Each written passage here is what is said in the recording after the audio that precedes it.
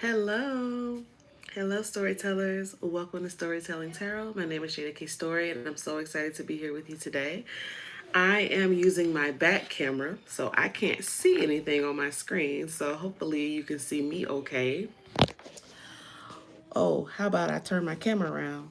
There we go. This is so funny. Wow. Here we go. Here we go. Gotta love live. Gotta love the live because you just never know what's going to happen. Hello, storytellers. Welcome to Storytelling Tarot. My name is Jeida Story, and we're so excited to have you with us. Who doesn't love a blooper reel? Who doesn't love a blooper reel? Thank you so much for being with me live. We're going to get a daily divination for today. Though I am pulling down these messages on November 10th, this message is for whenever you arrive to this video. So thank you so much for being here. All right, I'm going to start with some oracles, and then we're going to get into the tarot. All right. Let's see. Thank you, Spirit. What's the message for today? What's the message for today? Okay.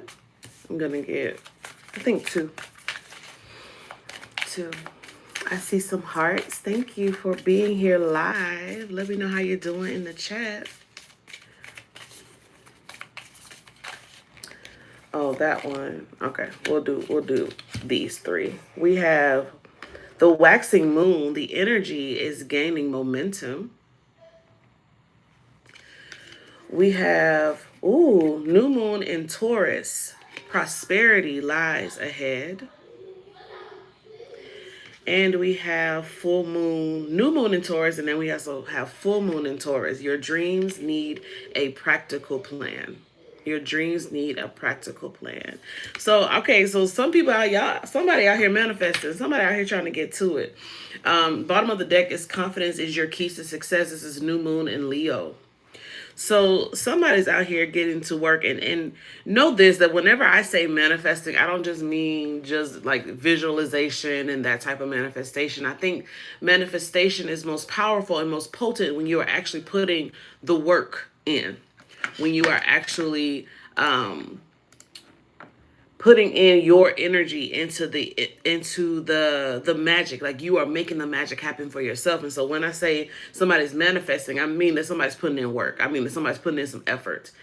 And this is really exciting. So you have this energy of you moving to a particular place where things are speeding up, where things are getting sweeter for you, where things are maybe feeling softer for you, which in the state of the world might feel foreign, right? Might feel like misplaced even. And if you're in a place where you've been feeling stuck, where you've been feeling disappointed, discouraged even, there's a change that's coming, and we can be grateful for that. Yeah.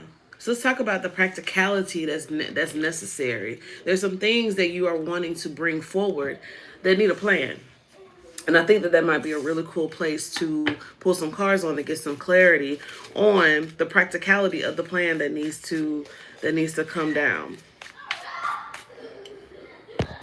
You know? All right, give me just a second. Let me move my screen so I can see. All right. So let's pull some messages for the dreams that you have. What are some practical things to have in place so that you can make these dreams come true, so that you can make the most of this moment, of this hour, of your creativity, of your drive, right? Of your passions. Let's see. Thank you, Spirit. What's the practical plan? Ten of Wands. Oh, that one. The Tower. Okay. And Seven of Wands. I'm gonna pull one more. Seven of Wands and the Wheel. Okay. Love that the wheel is here because we are entering into 2026 is the year of the Wheel of Fortune. I'm calling it the year of the Fortune's Wheel. And what I see here, as far as a practical plan, the way that things are going right now, there's a lot on your back. There's a huge burden with this Ten of Wands, right? There's a burden. There's overworking, right? But what I love is that it feels like with this person, you see, they're coming down the bend. They're coming down, and where things are starting to get easeful. I would imagine that they are deciding, okay, I'm coming down the side of this mountain, and I know that the way that I've been doing it, though I've gotten to a particular end, I still need to make some changes. And so the Tower is here. So here, I feel like there's a need for you to prioritize your peace. The Seven of Wands wants to fight sometimes. The Seven of Wands wants to fight. The Seven of Wands wants to recognizes that it's in a particular place of higher ground. And so it's almost like trying to keep your spot or keep your focus. But you have these distractions and other things trying to pull at your energy. Hi, Sydney. Hi, Whitley. Hi, Karen. The Tower is saying there's time for you to make a complete shift from the way that work has been going forward, the way that you've been moving through life. We need to make a shift here. And you need to prioritize your peace rather than being combative and rather than being in that mode of I got to do whatever I got to do. What if it could be sweeter than that? I said at the very beginning that you may be entering into a season of more sweetness and softness. Even if it's the way that you are relating to yourself, even if it's the way in which you are relating to your work, right? Brute force does not always make one, it doesn't inspire, right? And so the Tower is saying, we got to change that. We got to shift that. But it also, to me, really points back to this card that says the energy is gaining momentum. The Tower comes when there is a necessary change. So the Seven of Wands, rather than you having to fight to keep your place, rather than you having to fight to what's the word that I want to say? I'll say it like this. It's more about you focusing on yourself rather than what's going on outside of you that's beyond your control. And thus comes in the wheel. The wheel, which is the fortune. The wheel that is the shift and the change. The wheel that is you being able to move and muster and shift and alchemize, right? How things come to be. How things are operating in your life. I know that this is a card of luck. So sometimes you can't determine where you fall on the wheel. What you can do is be in control of how you acclimate to the things that are happening around you, right? And I think that that preparation is coming from you. You said this person is like inside of this bubble. So they're on this wheel, but the outside forces can't get to them because they have so fortified themselves. And so the practical plan for me that I am getting here is recognizing that the old ways of doing things where you have been burdening yourself and taking on so much, you can't do that in this next season. In order for you to really take on the prosperity and really begin to enjoy it for yourself, however that comes, it requires you to have some sort of procedure or plan in place for your peace, prioritizing your peace. So that when the wheel of change or the wheel of fortune comes around and you find, no matter where you find yourself on that wheel, you are fortified. So what is your care plan? What is your care praxis for yourself? Yeah, see y'all in the chat. How are you going to tend to yourself at this time? What are the provisions that you can offer yourself right now that's going to be beneficial for you in the now and also in the by and by as you move down this journey, as you move towards success? What are the things that you know are typically your pitfalls that you can actually prepare for? If you know of any self-saboteur or self-sabotaging ways, right? Any self-limiting beliefs that exist, if you know yourself and you know what those are, what are the things that you can begin to do now to prepare?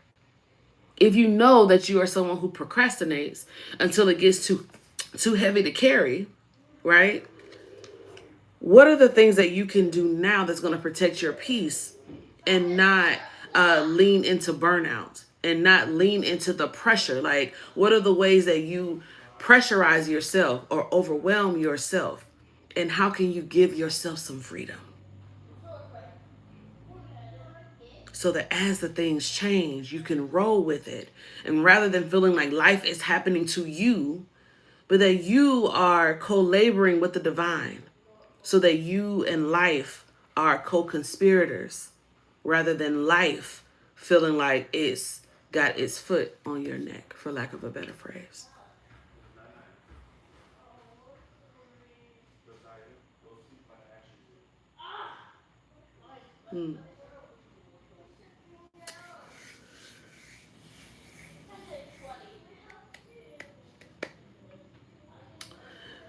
I'm trying to think of a...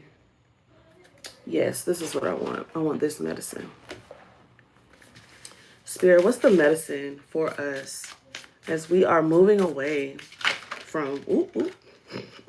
Okay, moving away from the old and moving into the new. We have two cards that came out. We have Columbine and Abundance. And we have Periwinkle and Intertwining. So I'm going to read these.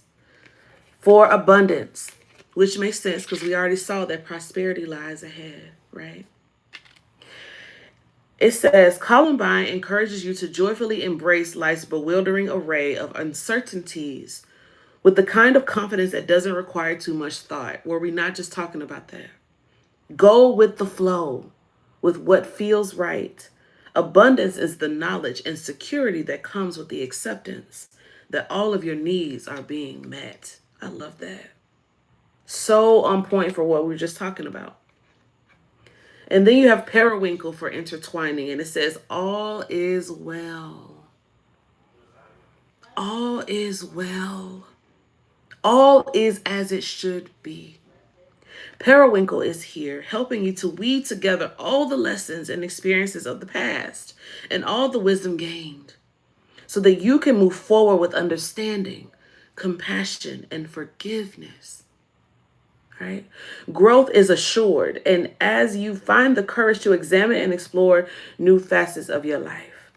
I said but it really should be growth is assured as you find the courage to examine and explore new facets of yourself. And it's like I was saying, maybe before with the Seven of Wands, you were in that defensive stance, right? Where you were spending time focusing on other things. As Karen said, focusing on other stuff, right? But Spirit is saying, what happens when you reprioritize and put yourself in a bubble of peace and allow for yourself to be kind of cocooned and coddled? Not to say that you're away from the world, right? But that you are you have built yourself up, right? You have allowed yourself to be strengthened in your inner man, right? So that the things that used to kind of like catch your eye, you're so locked in with yourself and your vision that it doesn't sway you. This is the growth that this intertwining card is talking about. This is the integration that you recognize, oh, the patterns that I was operating out of, like doing those things, they're not helping me. So right now what I need to focus on is this practical plan. So what are the things that you can do moving forward that's going to help you be with the change and the flow of life, so to speak? Yeah, I'm going to get a couple of mantras here, and then I will close for the day. I hope that you're having a great day wherever you are, and that this message is landing on you gently.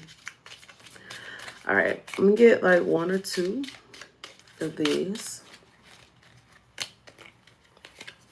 All right, the first one is, I gracefully welcome new avenues of income into my life. Another message about abundance. Another message about prosperity. I love this. I love this. So I don't some of y'all coming into some beautiful Beautiful blessings. Yeah. And then we have, I do not welcome things into my life that dull my magnificence and stunt my ascension. Isn't that perfect for the Seven of Wands? This person looks like they are ascending. This person looking like they're like, yeah, these things are kind of beneath me now, right? But the cool thing about the Seven of Wands is it follows the Six of Wands, and the Six of Wands is victory and success, right? That victory and success already shows you at a high.